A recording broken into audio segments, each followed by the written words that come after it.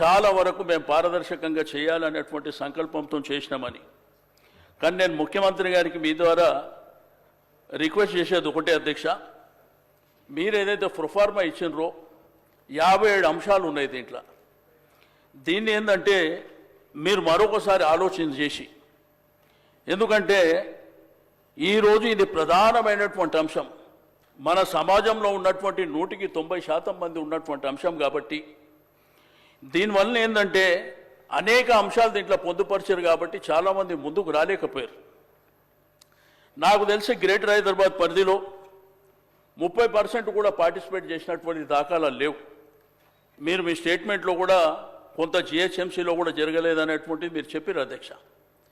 అయితే ప్రధానంగా మాకున్నటువంటి ఇన్ఫర్మేషన్ ప్రకారం నీకు కాలనీస్ కానీ అపార్ట్మెంట్స్ కానీ బస్తీలలో కానీ ఇవన్నీ వివరాలు చదివిన తర్వాత మాకెందుకులే అని అవాయిడ్ చేసినటువంటి సందర్భం, మాకు అక్కర్లేదనేటువంటి సందర్భాలు కూడా చాలా జరిగినాయి.